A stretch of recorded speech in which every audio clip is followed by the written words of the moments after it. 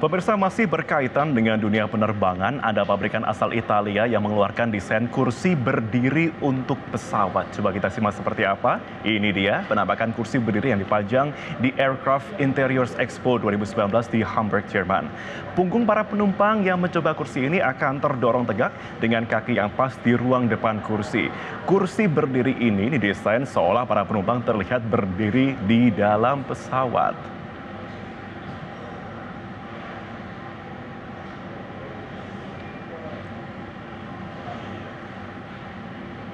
Kemudian muncul pertanyaan dari para netizen, apakah kursi berdiri ini bisa diwujudkan di maskapai Indonesia di masa mendatang? Selengkapnya coba kita bahas bersama dengan pengamat penerbangan Alvin Lee. Mas Alvin, selamat pagi. Oke, terus lihat sama-sama tadi ya, bentuk kursi berdiri. Oke, pandangan Mas Alvin sebagai pengamat penerbangan, apakah inovasi ini bisa digunakan sebagai solusi untuk memaksimalkan ruang di dalam pesawat, Mas Alvin? Iya, satu, saya mempertanyakan seberapa banyak penghematan ruang di sini, karena tetap bentuknya masih seperti kursi kan, tapi mungkin hanya menghemat beberapa senti saja. Yang kedua adalah ketika kita menghitung jumlah ruang di pesawat, ini ada kaitannya terutama dengan safety, keselamatan. Ketika terjadi kondisi darurat, kita kan selalu diminta kepala itu menunduk. Betul. Supaya ketika terjadi tabrakan atau ada barang-barang yang berterbangan, kepala kita tidak kena kan, bahkan posisi brace. Apakah hal ini memungkinkan untuk perlindungan itu? Kemudian juga kalau ini diatur sedemikian sempitnya, apakah ada cukup ruang ketika terjadi kondisi darurat untuk evakuasi pesawat? Ingat, setiap jenis pesawat ini harus mampu dikosongkan dalam waktu 90 detik. Jadi penumpang ini juga harus mudah keluar masuk kan.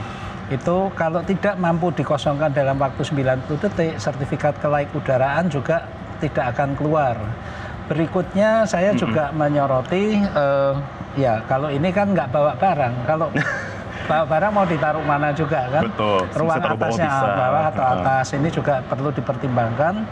Dan terakhir ini untuk penumpang berkebutuhan khusus, perempuan hamil, membawa bayi, atau orang yang sedang sakit pakai kursi roda, anak-anak, ini bagaimana? Tentunya hal-hal seperti ini perlu dipertimbangkan, dan airlines itu pada intinya akan menghitung jumlah penumpang yang diangkut optimum, apakah mau mengangkut sebanyak-banyak penumpang atau penumpang secukupnya saja dengan penghitungan load factor, terisi 60-70% dia sudah profit kan.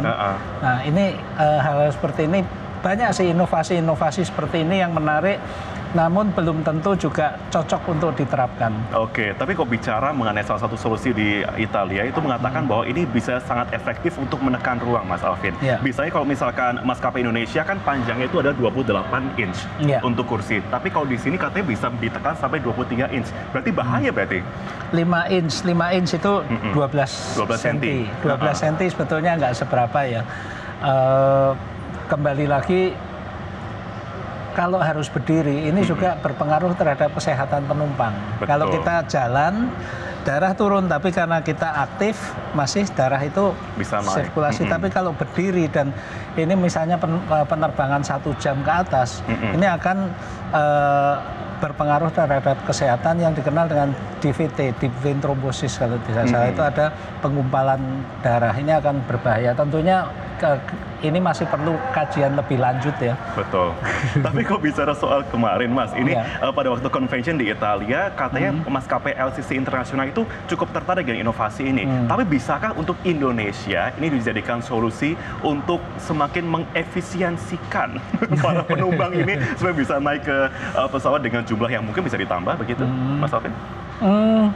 Ya tentunya tidak tertutup kemungkinan, tapi kembali lagi nanti pasar yang akan menentukan apakah pengguna transportasi udara kita ini sedemikian pekanya terhadap harga sehingga mereka mau mengorbankan kenyamanan ya untuk selisih harga yang mungkin nggak tahu nanti berapa banyak ya di situ. Tapi inovasi sebenarnya seperti apa inovasi yang dibutuhkan untuk kenyamanan, untuk interior maskapai di Indonesia sendiri, Mas Alvin? Iya, untuk di Indonesia ini kan ada dua, saya melihat ada dua kelompok. Ada satu kelompok yang memang peka terhadap harga. Tadi kebetulan kita juga membahas tentang kebijakan harga tiket ya. Betul, dari Kementerian Perhubungan juga.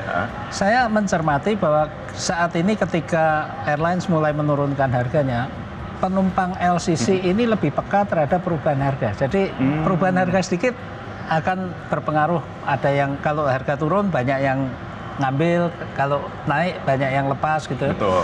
Tapi untuk yang full service seperti Garuda dan Batik, ini tidak terlalu terpengaruh dengan harga. Mereka lebih membutuhkan kenyamanan, jadwal, fleksibilitas, sewaktu-waktu berubah jadwal tidak kena charge, kemudian ada bagasi gratis dan kenyamanan. Mereka sudah biasa membutuhkan kenyamanan itu. Nah, kembali lagi kalau dikaitkan dengan ini, tentunya ini hanya bisa mungkin menarik untuk LCC, sedangkan yang untuk full service jelas tidak. Nah, tapi penumpang ini kan juga tidak, manusia kan tidak statis, ya. Pada prinsipnya kita sebagai manusia selalu akan minta yang terbaik, yang kita mampu bayar. Betul. Ya. Nah, kalau kemudian harganya sama-sama, yang satu menggunakan kursi berdiri, yang satu lagi menggunakan kursi biasa, dugaan saya penumpang akan pilih kursi yang standar. Standar ya. Oke, berarti kok bisa dilihat berarti LCC ada kemungkinan berarti para penumpang LCC ini untuk bisa memilih karena mereka lebih mementingkan harga dan mengorbankan kenyamanan. Begitu ya. Dan terutama untuk rute jarak pendek ya. Mungkin penerbangan 1 jam maksimal 1 jam, kalau lebih dari itu agak ini juga mungkin agak sengsara juga. Betul. Tapi kalau kita lihat ternyata ya harga tiket masih mahal-mahal juga ini Mas. Iya, harga tiket sebetulnya gini, saya melihat ya bahwa harga tiket ini masih terlindungi oleh Permen Hub 14 2016. Ada batas atas, batas bawah. Nah, kalau kita melihat bahwa Permen Hub ini sudah berlaku sejak tahun 2016, ketika itu kurs dipatok pada 12.000, sekarang udah 14.000 ya. Harga aftur Februari 2016 sampai sekarang sudah naik berapa?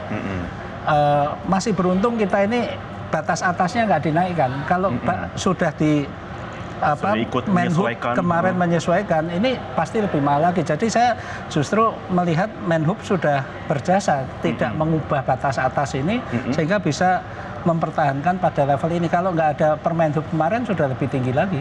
Betul ya, tapi kita harapkan juga ada penyesuaian tentu ya Mas ya untuk rute domestik dibandingkan rute internasional. Mungkin internasional mungkin belum ada mungkin badan yang benar-benar mengatur untuk penyesuaian harganya begitu ya. Tapi kita harapkan ya tentunya domestik ada penyesuaian juga tentunya ya. Beda, internasional pertama pesawatnya yang digunakan beda.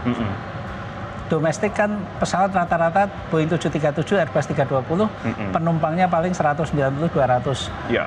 Internasional menggunakan pesawat yang isinya 300-an, sehingga cost per passengernya lebih rendah. Kemudian juga kita tidak menutup mata ya bahwa ada negara-negara yang memang memberikan insentif bagi airlines yang terbang ke negaranya. Ini juga menurunkan biaya. Jadi kita harus melihat bahwa ada faktor-faktor itu, dan kemudian juga biaya terbang ini semakin jauh jarak tempuh itu sebetulnya semakin efisien karena proses take off landingnya sama. Betul. Tapi justru efisiensi ini pada ketika terbang pada ketinggian jelajah ini juga menurunkan biaya. Kalau kita terbang dekat-dekat saja, misalnya Jakarta ke Lampung aja, terbangnya cuma 25, tetap mahal karena proses take off landingnya juga sama kan, terbangnya cuma sebentar itu. Oke, nanti kan seperti apa tentunya dari pihak kementerian yang juga katanya akan ada sosialisasi lebih lanjut begitu kepada maskapai hari ini ya. Baik, terima kasih Mas Alvin untuk analisa dan melihat bagaimana inovasi ini apakah bisa diaplikasikan Indonesia atau tidak. Oke, terima kasih Mas Alvin untuk waktu bersama kami di Sapa Indonesia.